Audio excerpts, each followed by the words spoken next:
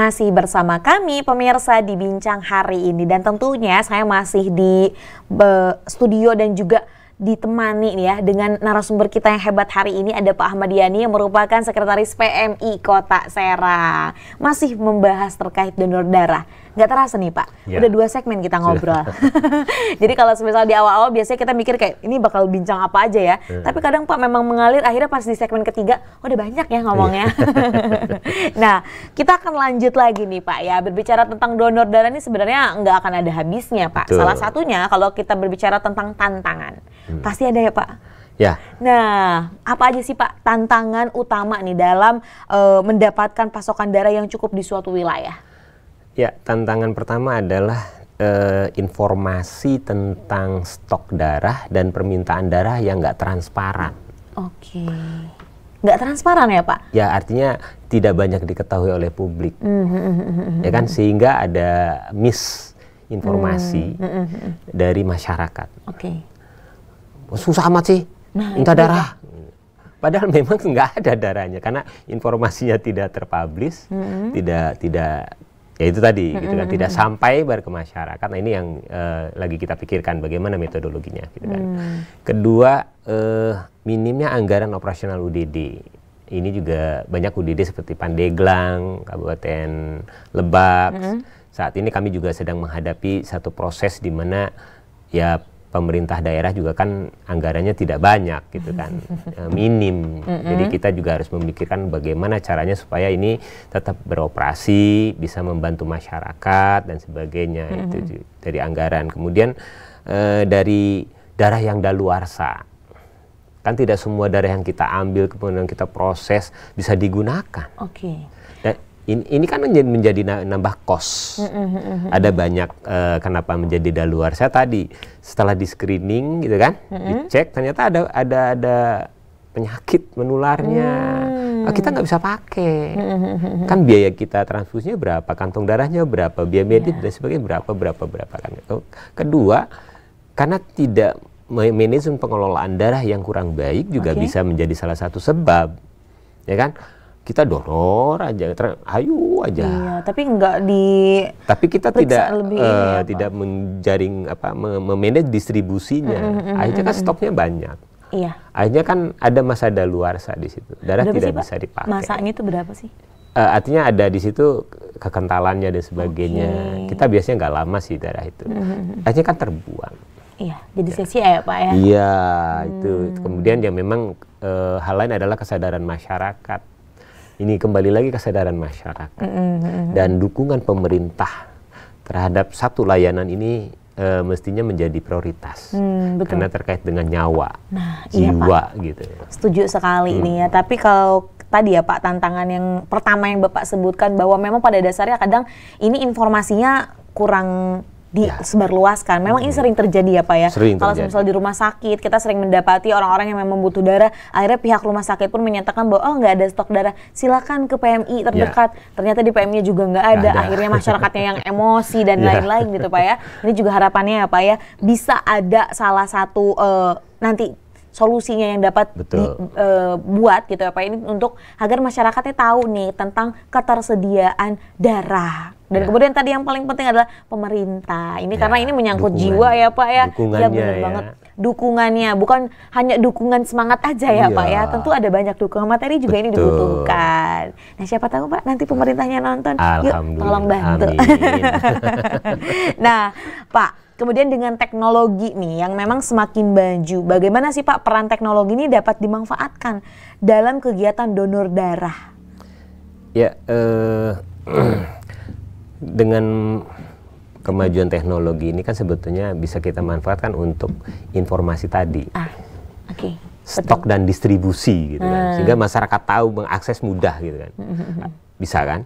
Bisa kita gunakan itu, kita tingkatkan itu menjadi sebuah aplikasi yang sederhana yang bisa dilihat secara transparan oleh semua lapisan masyarakat. Jadi ketika orang butuh darah, oh darahnya ini habis, tapi ada data lagi. Oh ini ada bank darah fresh namanya kan, bank darah fresh. Oh si fulan nih, ya, gitu kan. Ini kan bisa minta bantuan kita nanti ini. Jadi tadi yang saya pikir itu salah satunya gitu kan. bisa kita lakukan.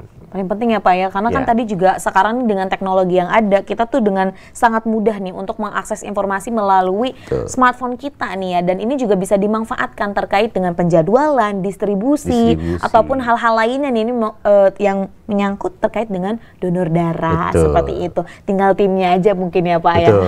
SDM-nya. Nah, SDM-nya yang memang perlu nih dipupuk dan juga dibentuk secara matang seperti itu. Akhirnya juga ini perjalanan ataupun dari donor darah ini bisa berjalan lancar seperti itu. Pak, berbicara tentang peringatan Hari Donor Sedunia, apa yang dapat kita pelajari nih Pak terkait dengan hal ini? Ya,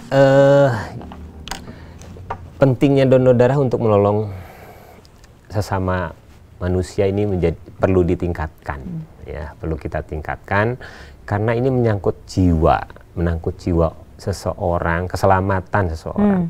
Artinya, mari kesadaran untuk berdonor darahnya untuk masyarakat lebih masif gitu kan, sehingga yang tadi belum terpenuhi, stok darah kita 2,5% dari jumlah penduduk bisa terpenuhi gitu. Jadi itu ya Pak ya, dari yang kapat kita pelajari ini adalah memperingati Hari Donor Darah Sedunia. Pak, nggak kerasa nih. Iya. Udah 3 segmen pemirsa, kita ngobrol-ngobrol. Kalau misal mau ngobrol panjang bisa sampai berjam-jam ya Pak kita bahas donor darah. Nah, tapi karena kita cukupkan juga nih Pak ya pada hari ini. Tapi sebelum kita menutup nih Pak perbincangan kita hari ini, boleh Pak dikasih closing statement nih terkait dengan tema kita hari ini, donor darah, kita sehat, mereka selamat. Ya, untuk para pendonor darah, bahwa tindakan saudara adalah tindakan yang mulia.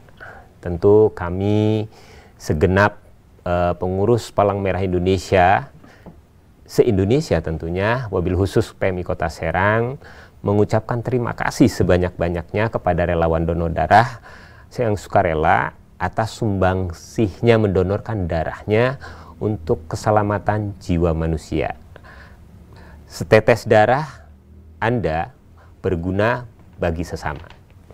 Baik, terima kasih Pak Ahmad Yani. Tadi closing statementnya, wah, setetes darah ini sangat berguna nih untuk keselamatan jiwa-jiwa yang lain. Bapak, terima kasih sudah berkenan hadir nih di studio hari ini. Kita ngobrol di bincang hari ini. Semoga kita akan bisa bertemu lagi ya Pak ya. Insya Allah. Entah itu dengan memakai seragam PMI atau dengan seragam-seragam yang lainnya nih Pak ya. Karena wah, Pak Ahmad ini juga keren nih yang lain-lain ya. Baik Bapak, kita cukupkan. Terima kasih. Pemirsa setia Sultan TV dimanapun Anda berada. Demikian nih tadi perbincangan kita hari ini dengan Pak Ahmad Yani yang merupakan Sekretaris PMI Kota Serang. Semoga apa yang kita bicarakan hari ini dapat bermanfaat dan juga berkelanjutan. Saya, Rodlo Rida, dan juga kru yang bertugas pada hari ini mengucapkan terima kasih. Pamit undur diri, sampai jumpa. Wassalamualaikum warahmatullahi wabarakatuh. Waalaikumsalam.